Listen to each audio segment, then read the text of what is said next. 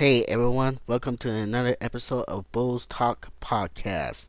Okay, today I've been saying this last week.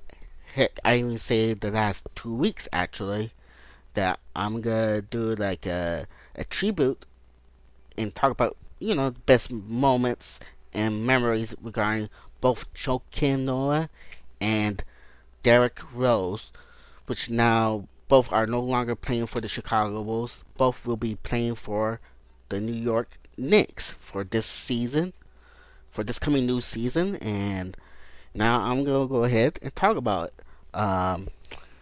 Those.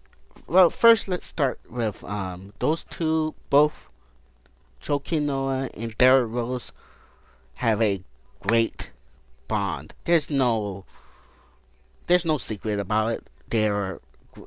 They build a great bond together, building great friendships since they were drafted from the Chicago Bulls. Well, Joakim Noah was drafted Chicago Bulls, I believe, a couple of years before Derrick Rose come in, and and then since Derrick Rose got drafted afterwards, a couple of years later, after Joakim Noah got drafted by the Chicago Bulls, they both become friends, best friends, a great bond. You you know it's important if you play any sports, whether it's basketball, football, baseball, volleyball, soccer. You build a relationship, have it become friends with your teammates. Maybe not all your teammates. Maybe become you don't become friends. There's some don't get along maybe, but most likely you build a friendship, a great friendship, and then that's what Derrick Rose and Joakim Noah have, a great bond. I have played basketball before, and I've make lots of friends, um, good friends, lots of good friends, which I still keep in touch, and that's important, especially in terms of building chemistry when you're playing for the same team. Um, I wish we would. It would be, I wish we would have won a championship with those two, both Joakim Noah and Derrick Rose, but it's not meant to be. It is what it is, and it's pretty sad that both will no longer for the team. I understand we had to move on without those two, but it is what it is, and it's gonna be weird watching those two play for the Bulls rivalry in the Eastern Conference for the wearing the New York Knicks uniform or wearing any other uniforms, but it'll be much more weird seeing them play for the New York Knicks. So I wish them the best of luck.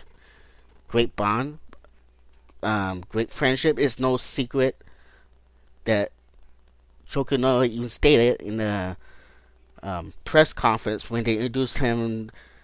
Uh, I think a couple of weeks ago, 2 weeks ago, maybe 3 weeks ago. I'm not sure exactly when the New York Knicks have the press conference to introduce the players they just signed, including Joakim Noah. And Joakim Noah even said that if Derrick Rose wasn't traded to the New York Knicks, he wouldn't even consider playing for the New York Knicks.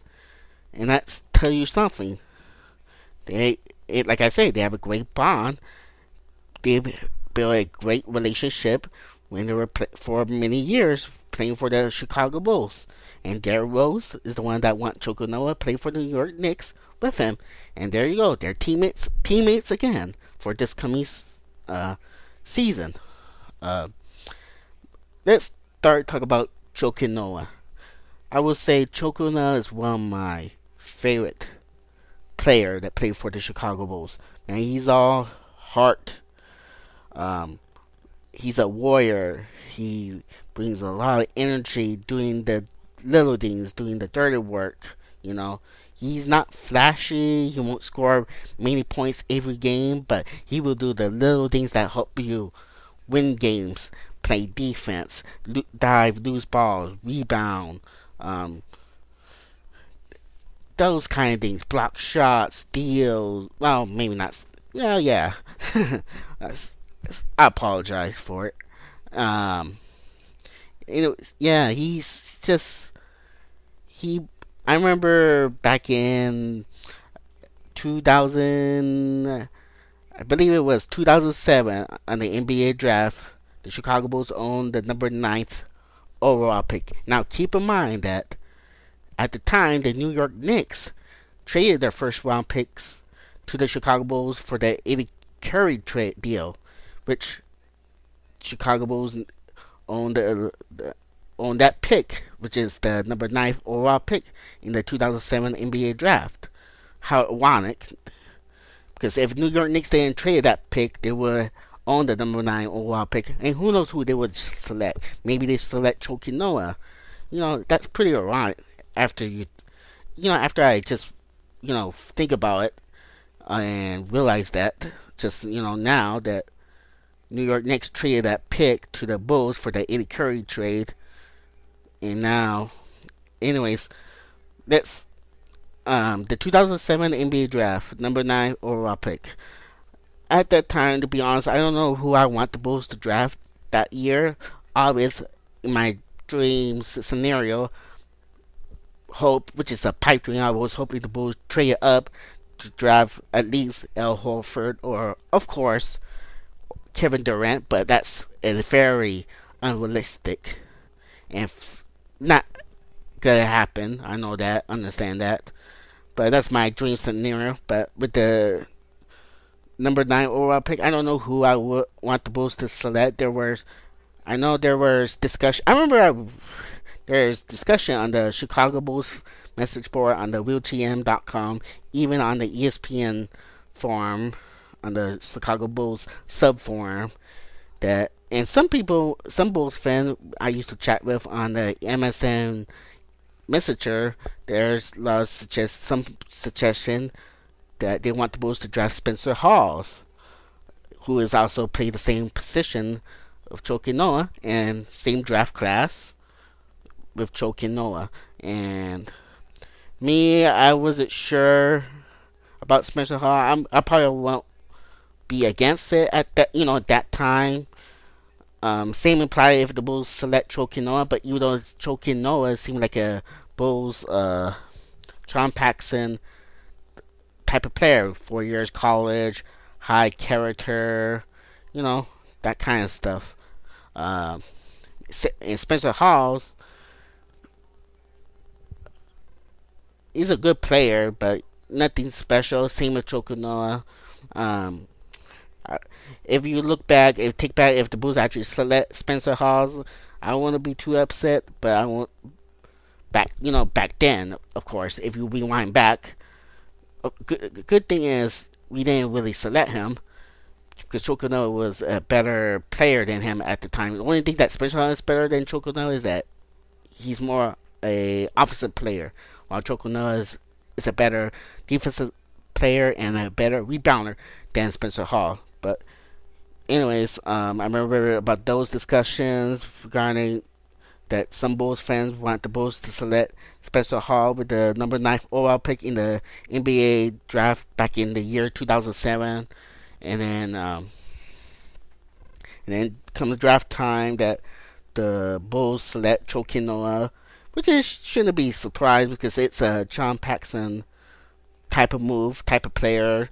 4 years of college. Joakim Noah has been in Florida 4 years, won back-to-back championship, by the way. Hard worker, played good defense, and that's a John Paxson type of player. I remember when on draft night when the Bulls announced the select Joakim Noah. Joakim Noah, you can Google it on Google. You can see pictures, or even on YouTube. But Joakim Noah, there was these bunny hairs and then wearing a hat. Changed the Chicago Bulls hat. Shake hand with the commissioner David Stern, who was at the time was the commissioner of the NBA. Wear the Chicago Bulls hat. He was, excited, happy being selected, which is cool. One of those great moments for any player that get drafted in the NBA. And I remember if you can find it on the, it's possible you can find it on YouTube and maybe Daily. I know DailyMotion.com. They have a video of Chokunara was, I believe he was dancing on draft night on the NBA draft night, draft day. Chokunara was dancing. I think it was after he was selected. He was dancing, have his hat on, all dancing and stuff, which is pretty funny, pretty cool. Got excited. Not, don't blame. I don't blame him, of course. Obvious. It was pretty cool moment. He was all dancing, just like how he celebrate when he won the second championship with Florida. That's where he played in college basketball at the time. And there's a video of it too on YouTube. On YouTube, and I believe DailyMotion.com might have it, but I know YouTube have it somewhere that Joakim Noah was celebrating when they won their back-to-back championship in Florida, when, in college hoops, and he was dancing and stuff. Started dancing, and the broadcast, one of the broadcasts were laughing. Tried to hold his laughter. It was funny. It was great. It was great, and that's what I like to see.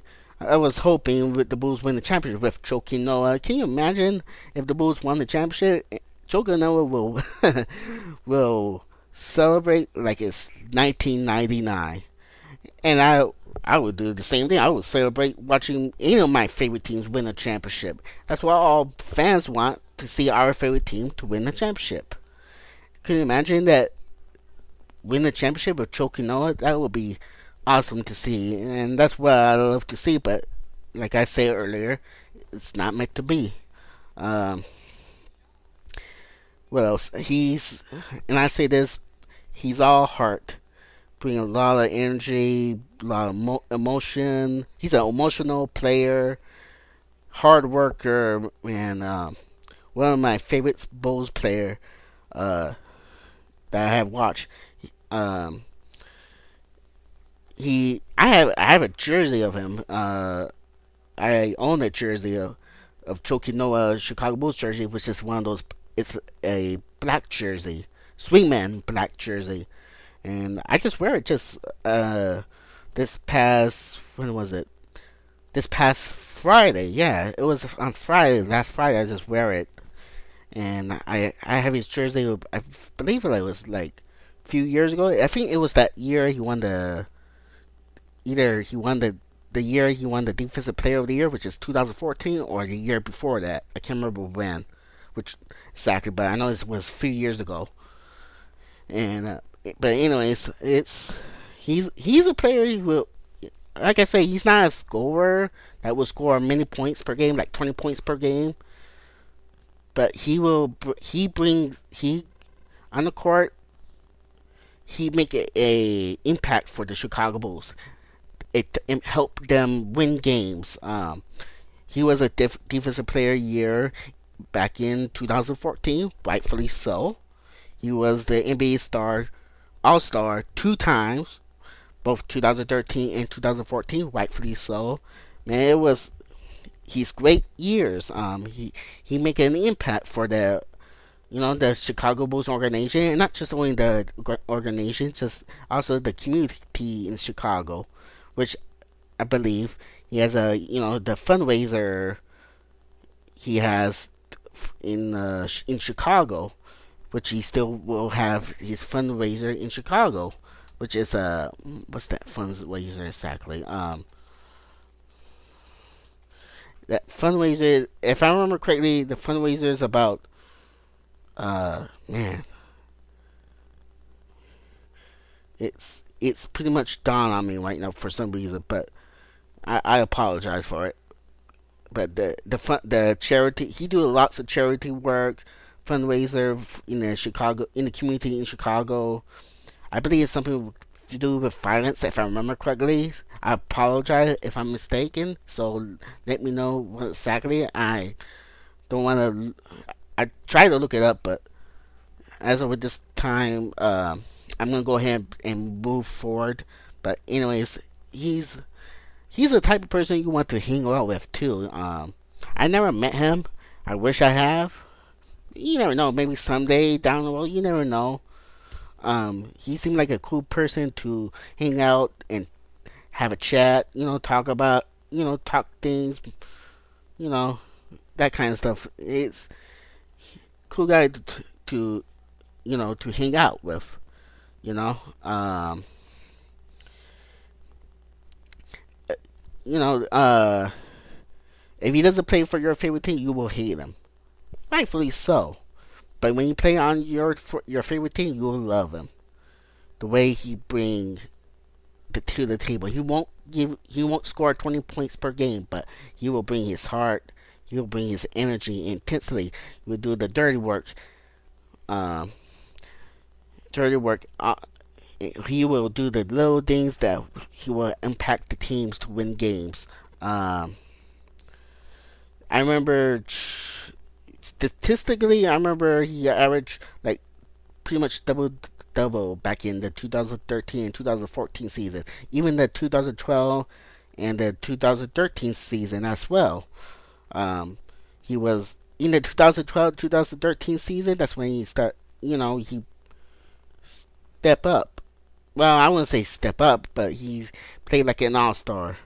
Scored nearly 12 points per game, 11 rebounds per game, and even averaged 4 assists per game back in 2012, 2013. There are a couple of seasons he scored double double early on, like the 2009 and 2010 season and the 2010 and 2011 season, scoring double doubles. But if I remember correctly, 2010 and 2011 he missed a lot of games because of the injuries. I believe it was the what injury was it? Not the thumb injury. That the Man, I can't remember what injury he has that year.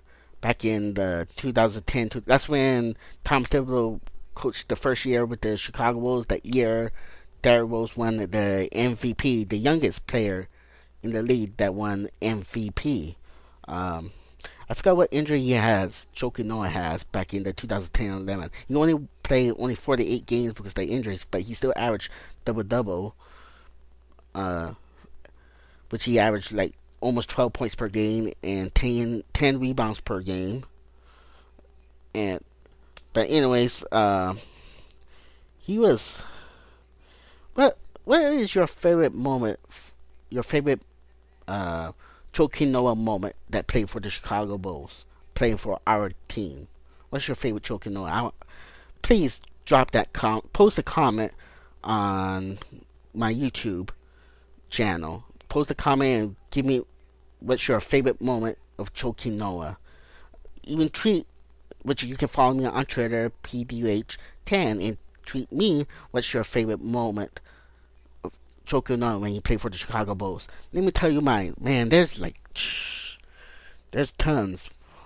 There's tons. One moment I remember back in 2009, Derrick Rose rookie season. Joakim Noah was I believe, his third season at the time. 2009 NBA playoffs when the Chicago Bulls played against the Boston Celtics, which at the time they were the defending NBA champions, and they played against the first round. And then I remember the first round series was a classic series. A lot of close games, a lot of overtime games, and that's probably one of my favorite NBA playoff moments. From my favorite NBA playoff series, not just only as a Chicago Bulls fan, but also as an NBA fan. That was such a entertaining game, great game, lots of drama. And I remember that one moment back. I believe it was in Game 6 when Joakim Noah, when the Boston Celtics actually have the ball, and they give the ball to Paul Pierce. Times, taking. I believe it was the third overtime. I believe it was one of the overtime games. I believe it was the third or fourth overtime. I can't remember which, but it was in Game 6. It was in Chicago at the United Center. Paul Pierce got the ball, and then Joakim Noah, a big guy who is a 7-footer, 6'10" or 6'11", steal the ball and dribble to the court and go for the dunk on Paul Pierce. And Paul Pierce actually fouled and won. that which helped the Bulls win that game, by the way, and forced Paul Pierce to be fouled out of that game. The Bulls won that game, but anyways, I remember that moment that Joakim Noah steal the ball, dunk the ball with the foul 2-1. People were pumped. I was like, I remember when I was watching that game, I was like, oh, yeah, oh, I'm like, oh man, I was so pumped. I was so excited when he come in the steal, but I was so nervous because you don't hardly see a big man steal the ball and dribble all the way to the court, push it the ball himself. Usually you see a guard push the ball, or at least a swing man that has a ball handling skill that push the ball in transition when they force the ball turn. You don't hardly see a center steal the ball and dribble across the court, go for the he because as a big man, if you see him play before, his ball handling is, while it's not the greatest, but it's not bad for a center when you push the ball. But when you push the ball up the court, and we see that like a bunch of time when he was playing for the Chicago Bulls over the years. He pushed the ball up the court. Anyways, he pushed up the court. Makes me a little nervous for the big man, but you know how you see a 7-footer, and then man, it was after he got the foul and make the basket and knocked down that free throw. I believe he knocked down that free throw, and that sealed that helped seal the Bulls win the game 6 to tie the series to go to game 7. That was probably one of my favorite moment of Joakim Noah, and that it was his third year in the NBA. It's just a great moment, and the team was one of my favorite moments. Shoot, what other moments I try to remember of Joakim Noah? Of course, there's the year that he break out, like the 2012-2013 season. He made the All Star for the first time. I remember in the All Star, he was in the All Star. Man, he was like, in the NBA All Star game, no one plays defense. No one plays defense, but Joakim Noah, he like, I remember he was like, I believe it was 2012, 2013, and I believe 2013 and 14 season, which he also made the All Star that year too. That I remember in the All Star, he was like, I believe he was guarding Chris Paul. Joakim Noah, who is the All Star in the Eastern Conference. Chris Paul was the All Star in the Western Conference. I believe, if I remember correctly, Chris Paul had the ball and Joakim Noah like clap his hand. He's on the defensive stand. Usually, they don't play defense in the All Star, but Joakim Noah is like ready to go. Clap his hand after I believe it was the switch, which is why Joakim Noah was guarding Chris Paul. He was like clapping his hand, ready to go, guarding. It was cool. It was interesting too when Joakim Noah and Kevin Garnett play, together, same team in the All Star that year. I think those 2 seasons, the 2012, 2013 season and the 2013 and 2014 season. I remember they were like, remember they have history between the two. They don't like each other, but they do respect each other. Remember, I remember Kevin Garnett one time tried to bite Joakim Noah's arm, and there's pictures that you can Google it, or even maybe it might be on YouTube. On YouTube, I believe when Garnett was playing for Boston, maybe Brooklyn, I can't remember anyways, but I remember he was trying to bite Joakim Noah's arm, when they were staying together because Joakim Noah is guarding Kevin Garnett. But anyways. How about the NBA playoffs?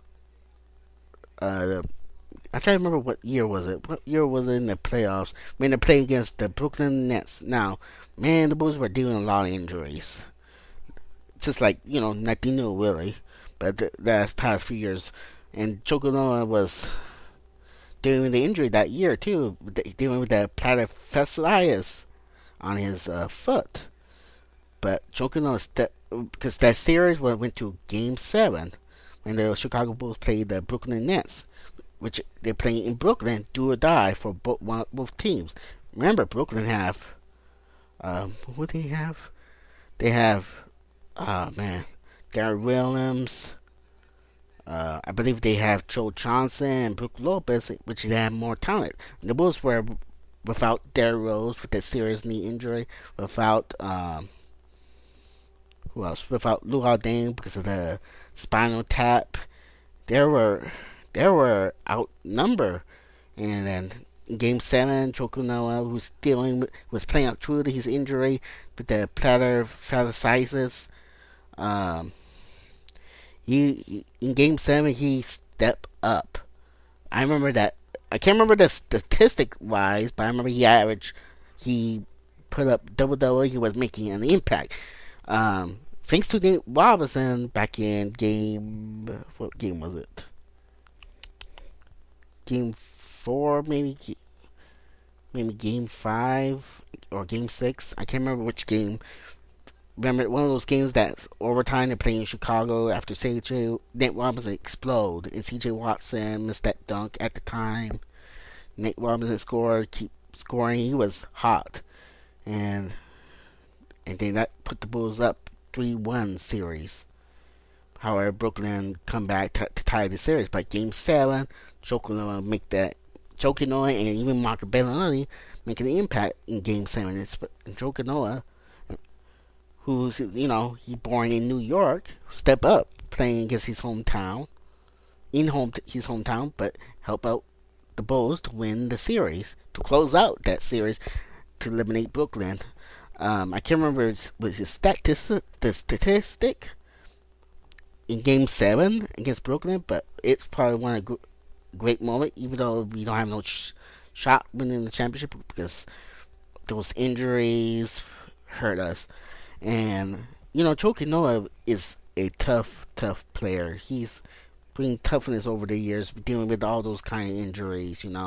The foot injury, as I mentioned before, that knee injury, which is recently the last, like 2 years ago, he has that knee scope. He had that knee surgery, which mysterious. Actually, we don't know exactly what type of knee injury he has, but he has that. He cleaned. I remember there's reports that he cleaned up those knee, and I remember during that season, which was 2000. What season was it? Oh, 2014, 2015, I believe. Yeah, it was a 2014, 2015. He played 67 games, and he was the same player because that summer before that season, he has his knee cleaned up. But we thought he'd be ready to go, but he wasn't the same player like he was. Um, his lift wasn't the same. Can get those tip ins because usually pretty good with the offensive when you rebound dominate the offensive glass. You get those tip ins to get the second chance points with those tip ins. Usually he's pretty good at it, but he couldn't finish it. He can even dunk the ball. There were reports by Joe Crowley from Chicago Sun-Times that he may have bone to bone injury, but but we don't know for sure, and it looks like that way. It's just that it's sad to see him go. His numbers drop. Even as a big man, he was a good free throw. He was shooting like 70-some% to the foul line. That's pretty good for a big man. Usually, big guys are not good shooting free throws. However, come the 2014-2015, he shoot pretty poorly, 60%, which is not bad, but it's not he's not up to standards like the usual that year. He's just not the same player. And then 2015 and 2016, before he injured his shoulder, he was terrible at the free throw, 48%, which is he shoot 48% on the free throw in the foul line, which is probably he's poor. He's porous. Probably his career low. I should say the career low on the free throw. But I thought he played off the bench too that year before the injury. Before he injured his shoulder, I thought he did show a little bit gives of him, he was still active. He was moving a little bit better than the 2014-2015 season, because in 2015 and 16 he was season before the shoulder injury, he was moving much better compared to the 2014-2015 season. Sure, he can't make tip ins like he used to be, or couldn't make his free throws for some reason, but he was active and he's getting into form back in, I think, November or December last season before the shoulder injury. He was getting into form. He looked like the old Joakim Noah. You mean playing, off the bench.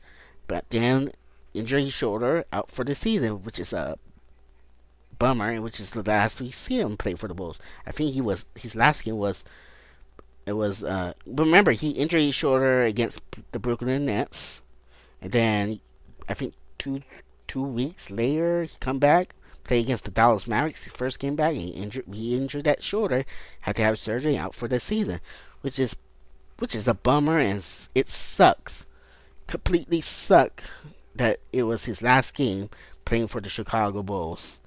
When he played 29 games last season, and probably that's the last time we will ever see him play in the Chicago Bulls uniform.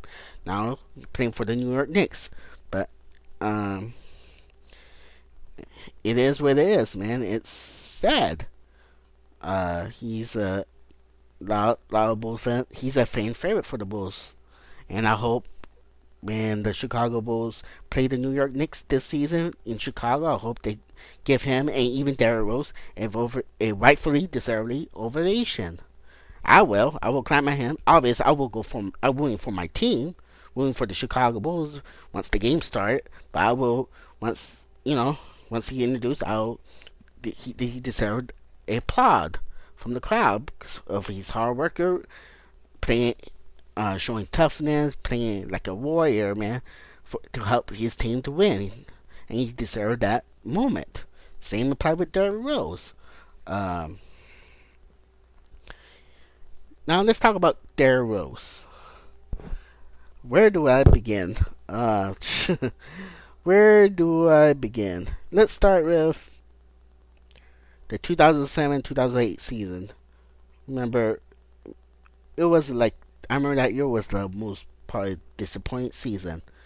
After a good year from the year season before, we're supposed to be like contenders. But we have Ben Wallace, Kurt Heinrich, Ben Gordon, Lou Alding, those guys, and it was a disappointing season. Scott got fired. The Bulls didn't make the playoffs that year, and then the chance of winning the lottery was very slim, which is 1.7% chance of winning the lottery back in the 2008 NBA lottery to announce the order of the lottery pick and see who will get the top three, and most important, who will win the lottery at that time. And I remember that moment. I believe I can't remember who had a higher chance to win that lottery, but I know it wasn't the Chicago Bulls. I believe maybe New York Knicks at the time. I might be wrong, but anyways, at the time, the new that time New York Knicks dropped stock. They're supposed to be I believe the top three at least projection of the top three, but suddenly they dropped to they don't even get to the top three at all.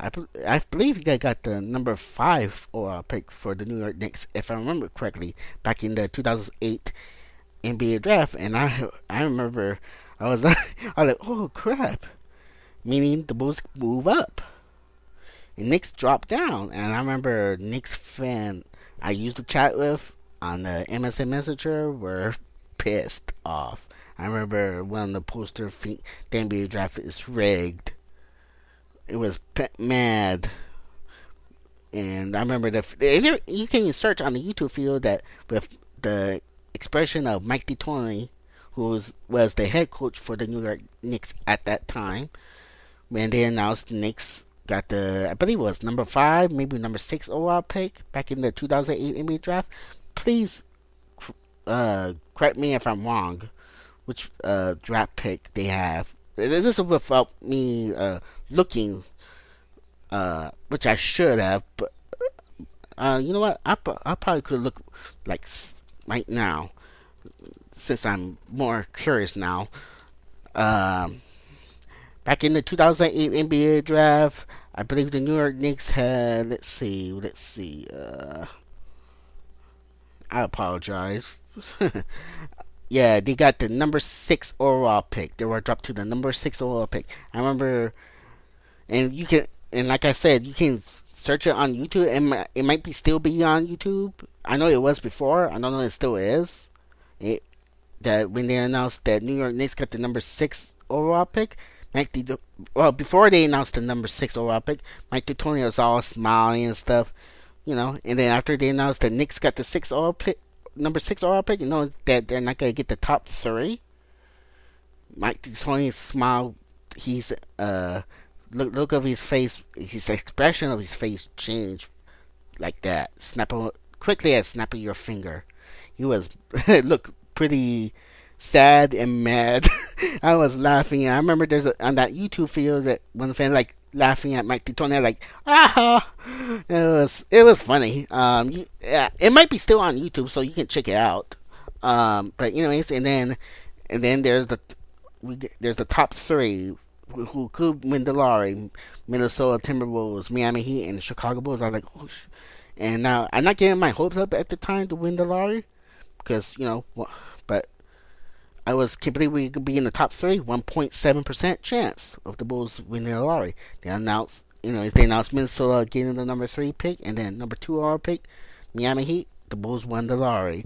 I was like, oh crap, the Bulls won the lottery, and I know who exactly I want the Bulls to draft, which is Derrick Rose, who is from Chicago, and we had potential to be a superstar at that time. And I was excited when the Bulls won the lottery. We got a future franchise player to build around.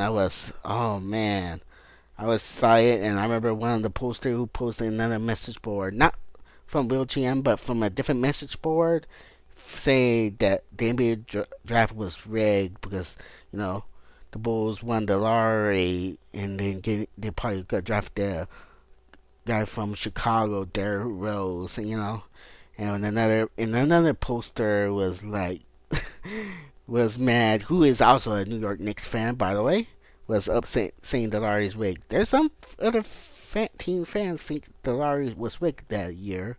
I mean, they'd be saying the NBA draft is rigged for years, actually.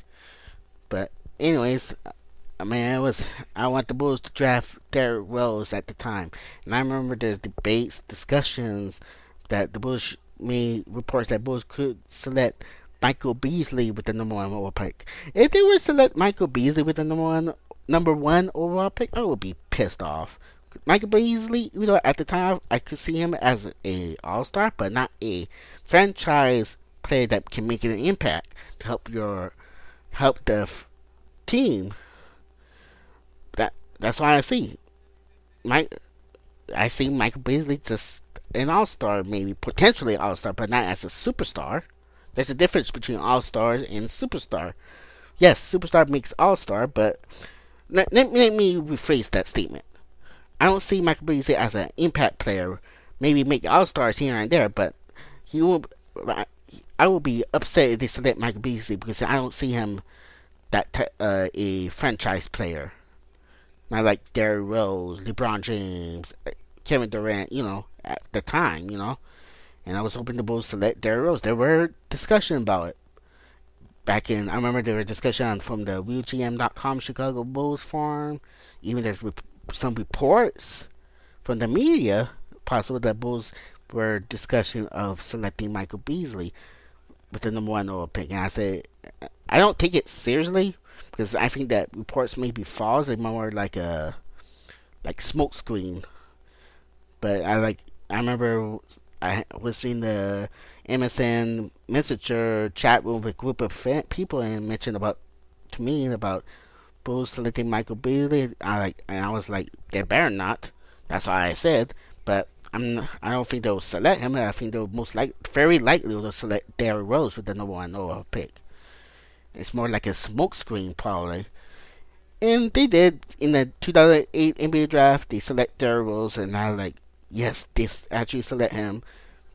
Features which I, which at the time potentially has become a superstar for the Chicago Bulls. To build around a point guard, could be one of the top players. That type of stuff. You only have 1 year in college with in Memphis, and played for the Chicago Bulls. He was tremendous. He was good in his rookie season back in 2008 2009 season. Um, 2000, yeah, the 2008 2009 season, he won the Rookie of the Year. He is very athletic, so explosive when he first came in the league. Very explosive, very fast, quick. Very, he is strong. Uh, he's at the time he was very humble. Type of person. He wants to win. Like you can see even he was young, very young age, show his maturity. Of course, there's a lot of things he needs to work on his game at the time. And anyways, at the aspect of his game, and his rookie season in the 2008 2009, he averaged like almost 17 points per game, 6 assists per game, shooting at 47% from the field, 22% behind the arc, which is very poorly. I will talk about that regarding the 3-point shot in a while, and 78% from the foul line. He averaged 4 rebounds per game in his rookie season, and rightfully so, he deserved to win the Rookie of the Year, and got the team back to return to the playoffs.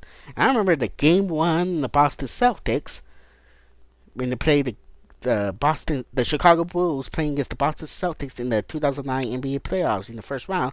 Celtics, which are at the time the defending NBA champions, and they're playing against Boston Celtics in Boston, and of course the Celtics were the favorites, and while the Bulls were the underdogs. In game one, Derrick Rose was, tremendous in the playoffs. In the game, his first game, I believe he was scoring like 30 some points, if I remember correctly, 6 assists. I might be wrong, so correct me if I'm wrong. If I'm wrong, so post a comment on my YouTube channel. If I'm wrong about what his stat in game one against the Boston Celtics, the first playoff. But I remember he was tremendous in game one. And he was pretty well in the playoffs for the series. I think the three best players they played in that series against the Boston Celtics in the 2009 NBA playoffs were, in no order, Joakim Noah, Derrick Rose, and Ben Gordon. Were the top three players in that year in the playoffs against the Celtics. Um, I know he was averaging in the 2009 NBA playoffs. He was averaging like almost 20 points per game, 6 assists per game, 6 rebounds per game, and almost 50% from the field. He was taking over. That's his average pretty much. But in game one, he was tremendous. He was pretty good from the entire series, and he's got the learning curve and that kind of stuff. But man, he has a bright future when you watch him playing his rookie season. Very athletic guy, very explosive, very quick, point guard. Man, he could be. He was special. He was special, and you know, and at the time, Vinny Del Negro was coaching for the Chicago Bulls, and then let me ask you this now before I go fast forward. What's your favorite? I asked the same question about Joakim Noah when I was talking about Joakim Noah, and I'm gonna ask the same question about Derrick Rose now. What's your favorite moment of Derrick Rose that played for the Chicago Bulls? Please give me your answer. Post your comment on my YouTube channel. What's your favorite moment of Derrick Rose? And if you want, tweet me on Twitter, which follow me on my Twitter username PDUH10. What's your favorite moment of Derrick Rose? And man, if you ask me, it's hard to pick one. I mentioned about that game one against the Boston Celtics, his first playoffs back in the 2009 NBA playoffs, again, which is in game one alone. He was showing it. That's one of those great moments. One of my favorite moments. How about the one that that dunk? I believe it was his. I can't remember what year. Might be his rookie season, or maybe second, maybe his MVP season. I can't remember which. Man, Goran Dragic used to play for the Phoenix Sun, and the Bulls were gaining in transition, and then there was dunk on Goran Dragic. You saw the highlights many times on TV, and I'm sure they have it on YouTube and DailyMotion.com. Look at, man, it was a nice dunk. He dunked on him. And how about the moment when he crossed over Andrew Miller? That killer crossover. I believe it was Rose rookie season at the time. Yeah, if I remember, yes, I was right. Derrick Rose rookie season with that crossover that when he was, burn Andrew Miller. At the time, Andrew Miller was playing for the Philadelphia 76ers. I remember watching that. He was making that killer crossover and finished the basket. It was a clear move. It might be on YouTube. I'm not sure it will be on YouTube, but it was his rookie season, and with that killer crossover. What other moments?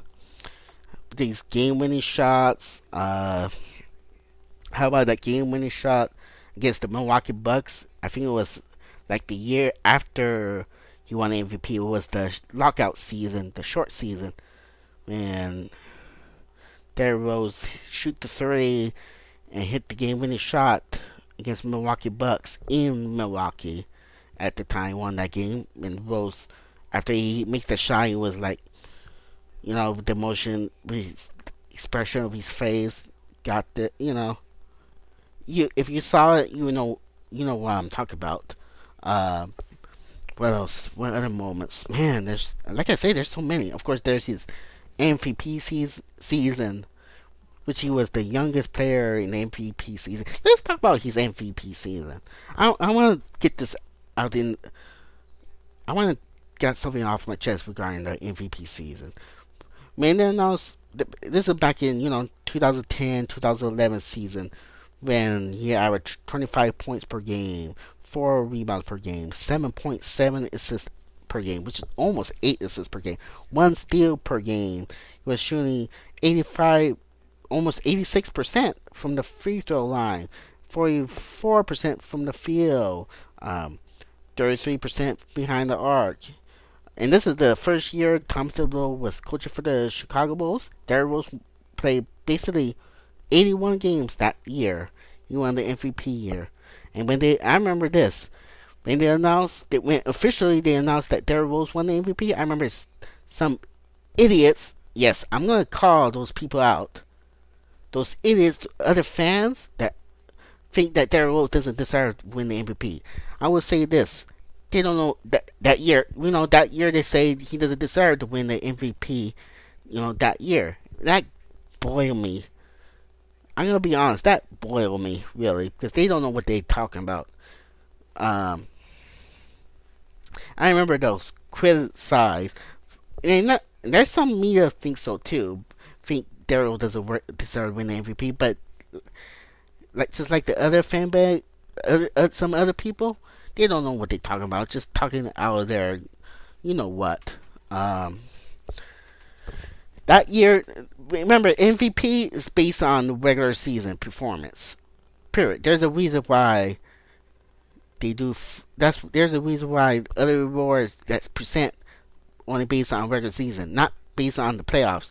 If they're based on the playoffs, then they should do something differently, handle those awards. But this is based on the regular season.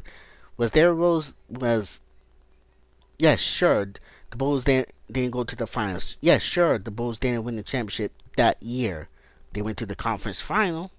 Derrick Rose, if it wasn't for the MVP Derrick Rose, the Bulls probably wouldn't have the best record that year. They wouldn't even go to the conference finals, which, by the way, the first time they went to the conference finals since 1998, when that time they won their sixth NBA championship. That was a long time ago. And they went to the conference final against the Miami Heat at the time against the Big Three with LeBron James, Chris Bosh, and Dwayne Wade at that time.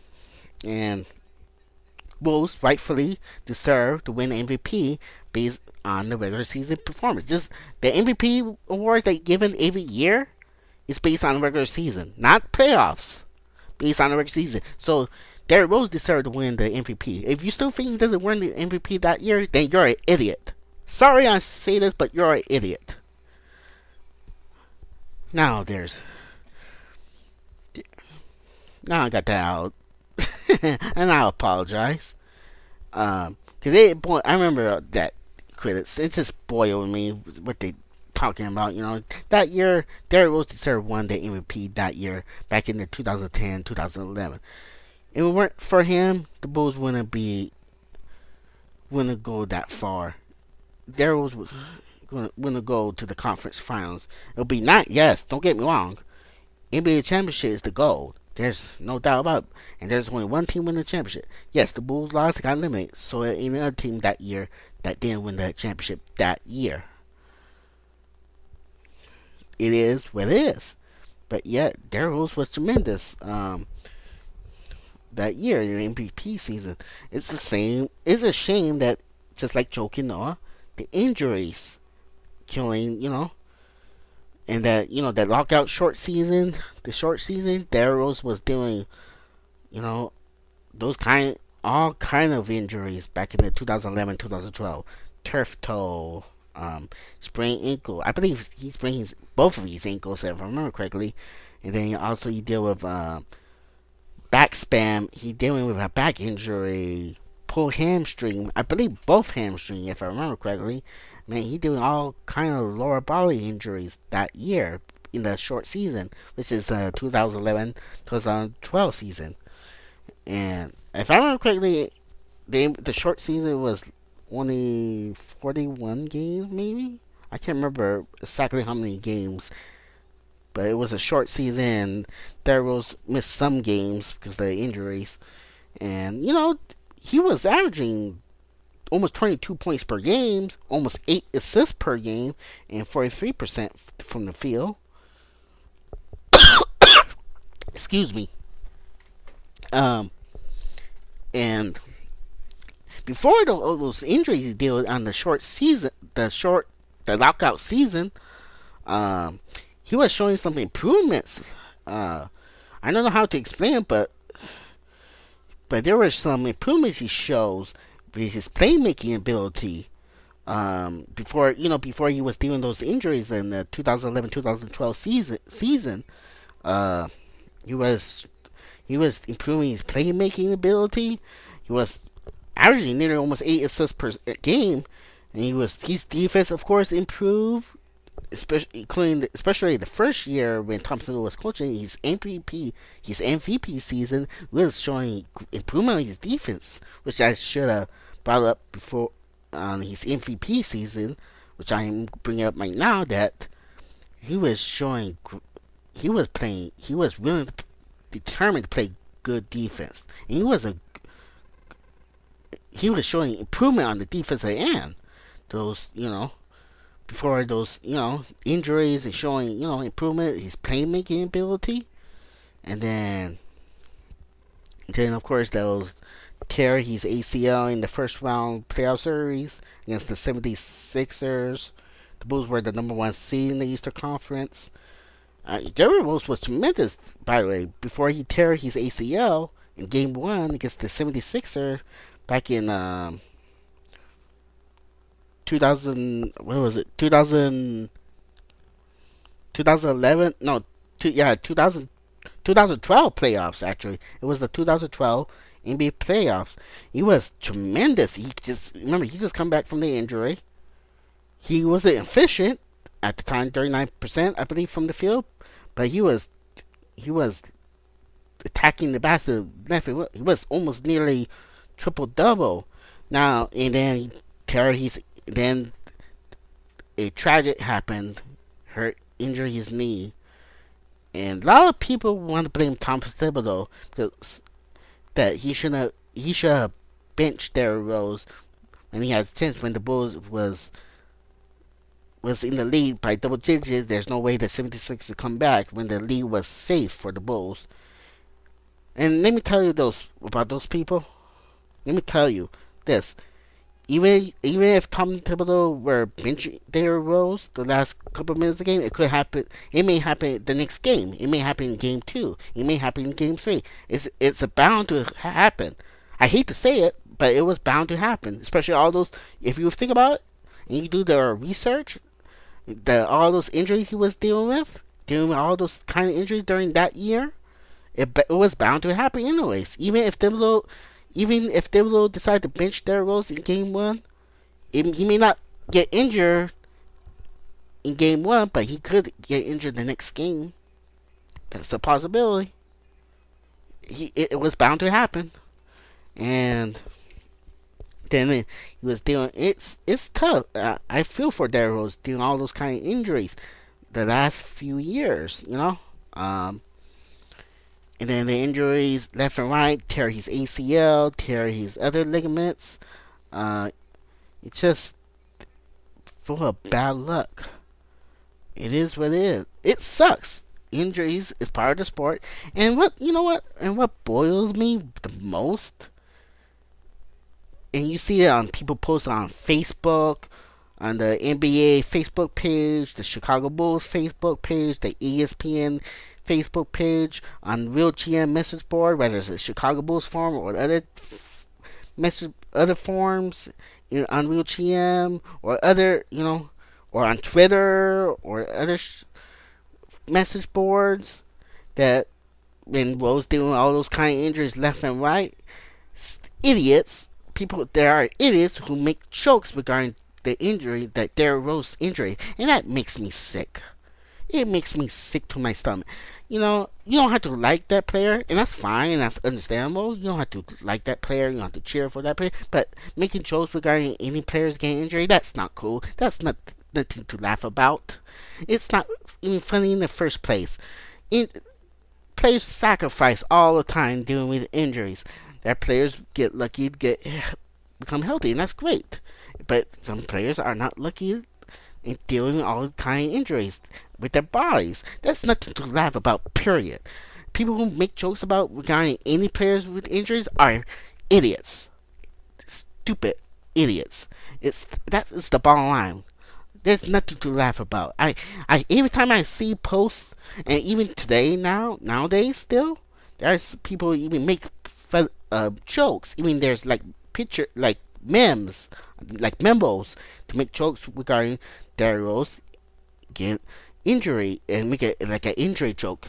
And I always I respond to the post, like put SMFH, meaning shake my fucking head, or shake my head, or lame. I will say that's lame, or I will mention, or I will say, or sometimes I respond to posts and say, laughing at any player of injury is nothing to laugh about. This is not funny to begin with. You don't have to like that particular player. That's fine and understandable. But making jokes regarding players getting injury, that's not cool at all. Period. And it isn't.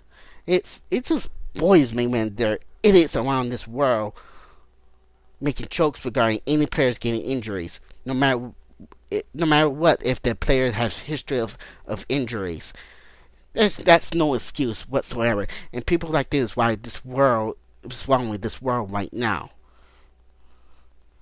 And that boils me. Yes, he deal with the ACL when he was cleared the way to play regarding the ACL injury. Yes, he did it wrong. Did he say stupid things? Yes, he say some stupid things. If you know the history regarding the last few years, yes, but it doesn't mean you can make jokes regarding his injuries, or anyone regarding the injuries. You don't have to like that player, that's fine, but making jokes regarding the injury, then show that you're a prick. A question about your parents teach you about value and respect. You're an idiot if you make jokes regarding not just Derrick Rose, but regarding making jokes regarding any players get injured in any sports. You are an idiot. It's plain and simple. I apologize for it because that bothers me. I've seen that many, many times, and I still seen it regarding making jokes regarding Derrick Rose injuries jokes. I don't care who you are. You're an idiot. You need to grow up. Up now. Moving on. The, and now the last year with the Chicago. You know what? There's a lot of great moments and a lot of great moments with Derrick Rose. There are bad moments. Same with Joakim Noah with the injuries for both of them. Derrick Rose played pretty much last season with the Chicago Bulls, 2015, 2016, played basically 66 games that year, and he showed that he wasn't the same player. I was hoping, man, come back from the injuries, from the serious injuries he's dealing with. He has like two, three, I think three serious knee surgeries. I was hoping he can get back too far and play like he used to be. And last year, 2015-2016 season, he was the same player like he used to be, not like the MVP player. Now, some think he may hold back, which is possible. I'm not saying he holds back, but some think maybe the mental hurdles. I remember I do research when he first tore his ACL, that, and even I believe Jamal Crawford, who was dealing a torn ACL many years ago, that when you torn an ACL, people who tear an ACL, they may deal with mental hurdles when they come back and play sports again, or during the rehabs, they may be at mental stage. Some of them can be through it. Remember, everyone is different.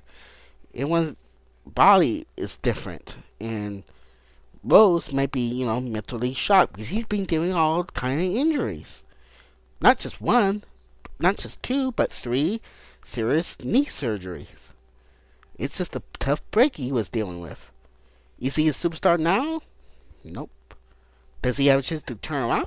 That's a possibility. It's possible that he could improve this coming season. A new team may help boost him up and reinvent his career, which he desperately needed. It's possible. You never know. But I understand why the Bulls traded him. They had to move on. Move on to a different direction. It is what it is. I wish we won a top. I want this team to win the championship with both Derrick Rose and Joakim Noah, but it is what it is. It's a tough break that Derrick Rose dealing the injuries, just like Joakim Noah dealing all the injuries the last few seasons. It's just a tough break. And I hope, man, it'll be. I'm hoping, like I said regarding when I was talking about Joakim Noah, man, when this season, when the New York Knicks playing the Bulls in Chicago, I hope fans give an ovation for both Joakim Noah and Derrick Rose, despite Derrick Rose injuries, despite say some stupid things, despite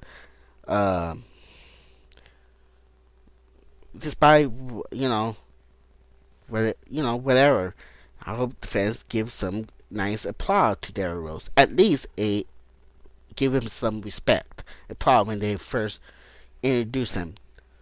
Now you can root against him. That's fine. But I hope when they're first, you just give a quick good applause. Give them an ovation because they deserve it. Both Joakim Noah and Derrick Rose. It'll be interesting actually, but it doesn't. It's not meant to be for both of them. Derrick Rose not a superstar, but he has a lot to prove. He's still young. He's 27-year-old right now. There's still a chance. Maybe you never know. He may improve this coming season. Being traded may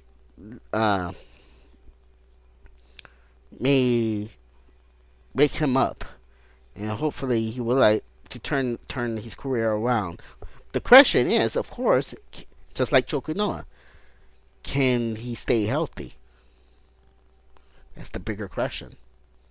That's a big, big, big if. And remember, Derrick Rose contract expired next summer. He will become a free agent next summer. Joakim Noah, who's just signed with the New York Knicks for 4 years and $72 million. It'll be interesting if Knicks don't re-sign Derrick Rose and then get the top free agent. It's possible they could get a top free agent, but what if they don't? What if they don't re-sign Derrick Rose? What if they don't was able to get top free agents next summer, like Russell Westbrook, um, or Blake Griffin, Chris Paul, those guys who will become free agent next summer. How Joakim Noah will feel when his best friend, when the Knicks don't resign his best friend? What if they do resign Derrick Rose and give him a big contract and he showed a great improvement? That could be it. It's risky, no doubt about it. It is risky. Because even if he proved this season and Knicks and stay at least healthy and play major of the game this season, and the New York Knicks resign him, give him a big contract, that's very risky. You never know. You can't rely on him health wise. You never know. He may go down with an injury. I don't want him to get injured. Don't get me wrong. I don't wish anyone to get injured. I hope for him for the best. I hope for him to stay healthy. Same with Joakim Noah. We hope for the best for those two. I don't know what else to talk about. I think that's pretty much cover all the bases. Cover all the, like I say, feel free to post a comment. What's your favorite? Let me ask you this again, and I asked this question already. I'll ask it again. What's your favorite Joakim Noah moment? What is your favorite Derrick Rose moment? Feel free to post a comment on my YouTube channel. Subscribe to my YouTube channel, please. Subscribe to my Bulls Talk Podcast YouTube channel. And also follow me on Twitter, which is, again, my username on Twitter is PDUH10. And feel free to give me your favorite, what's your favorite moment regarding Joakim Noah and Derrick Rose as the Chicago Bulls. When they play for the Chicago Bulls. What's your favorite moment? Feel free to tweet me that on Twitter. Feel free to post a comment on YouTube. On my YouTube channel, once I upload this on YouTube, feel free to do so. And I want to thank everyone who subscribed to my YouTube channel, and I want to thank everyone who listened to this podcast. I appreciate it, and please subscribe to my YouTube channel, and I appreciate, and and like I say time after time, and I'll say this again, feedback is always welcome. Always. Okay? Let's be adult for it. That's all I'm asking. But feedback is always welcome. Okay? I try to, post your feedback. Post your comments. What do you think about this podcast? What do you think about the other episode? That kind of stuff. Please participate. Post a comment on the podcast. What other I need to talk about? Let me think. For my next episode of my podcast, it may be 2 weeks. That will be the next episode. 2 weeks at most, I think. If it's not 2 weeks, the earliest may be next week, but I may give it like a 2 weeks break regarding the podcast. Maybe try to think, what to talk about next. I have an idea of what to talk about next, but there are other things I try to work on. Like, I'm trying to have a guest regarding this on the Bulls Talk podcast. I'm not gonna tell you who I have in mind because I want to keep this a surprise. But of course, there's no guarantee. I have a few people in mind. I actually contact 3 people to be my guests for my podcast. Of course, no response. I'm gonna still work on it.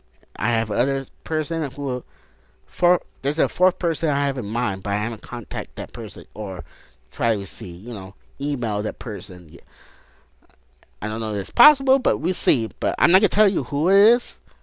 But that's what I'm trying to work on. That's why maybe a 2 week notice. But I keep saying it. The last episode, I'm gonna try to bring guests for this podcast. So I'm still pushing for it to have guests sometime on this Bulls Talk podcast to talk about the Chicago Bulls. And that's what I'm gonna try to do. If there's no guests for the next episode, there's no guests. Just like this episode and the other episode going solo. But if I do have guests, you will find out when I upload the recording, and you'll be surprised. You might be surprised who I have in mind to guess if I can pull it off, of course. But anyways, like I say, thank you for listening to this podcast. Feel free to subscribe to my YouTube channel and follow me on Twitter, which is PDH10, and my YouTube channel is Bulls Talk. Okay, my username on YouTube is Bulls Talk, but you can search it, Google it, Bulls Talk Podcast. It's on there. All my episodes are on there on YouTube.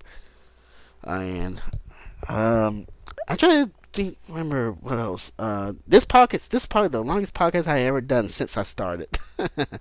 So but, and I think that's covered it. So everyone, well, this is late right now. This is like right now it's 12:32 a.m. So everyone else who listen to this, where I don't know what your time zone is exactly. I don't know. So some of you, good night, everyone. Some other you, good morning, or good afternoon, or good evening. But depending when you listen to this. So I apologize for this podcast delay. I want to do it during the day, but something really, really come up. Um, but that's why was a like a huge delay. I was going to postpone it and maybe do this the middle of this week, but now I decided to do it now. And anyways, I apologize for the huge delay. And thank you for everyone who listened to this. And have a good night. Have a good evening. Good morning. Good afternoon. Have the rest of a good day. I mean, have a good Monday. Okay. So take care, everyone. And the next episode for this Bulls Talk podcast will be at most 2 weeks. At the earliest, next week. If it's not next Sunday, it'll be in 2 weeks. So stay tuned for that, okay? Um, hey, everyone. I apologize for this because I knew I forgot something and I just remembered just now that recording the Bulls Talk episode 7 regarding talk about memories and tribute for both Derrick Rose and Joakim Noah. The one thing I forgot to mention on the podcast, and this means it could be weird when I'm ending this. Well, I don't know how to do the editing, so I'm gonna put this, try to put this together with this message alone that I forgot to mention. I know I mentioned this the last podcast and even on Twitter that I'm gonna put like a tribute highlight feels like kind of like a tribute feel of some sort with the highlights together regarding both Joakim Noah and Derrick Rose. Um, I'm having issue last night or the other night regarding the putting together. So bear with me. I'm gonna try to upload those highlight videos sometime this week on my YouTube channel. So that's why you may haven't seen that video yet because of the technical difficulties, and so I'm hoping I'll get that up this week. For it'll be two different tribute highlights, one for Joakim Noah and another for Derrick Rose. It'll be like a tribute feel, some sort, with the highlights regarding those two players. And I'll try to put it together. This will be my very first time putting like a highlight feel together, so bear with me with that. It may not be great, it may not be bad, so you be the judge once I upload those two videos of for both those two players, which will be a tribute pretty much regarding those two players, like thank them, that kind of nature. That's what I forgot to mention when I was doing the recording of the Bulls Talk podcast. So I apologize to it. So I'm doing it recording for this message for the message alone. So I apologize, and everyone, like I say, 2 weeks at most will be the next. That's when it will be a next episode for the Bulls Talk podcast. The earliest next week. If it's not next week, it'll be in 2 weeks. So everyone, um, have a happy Monday and stay safe. Thank you, everyone.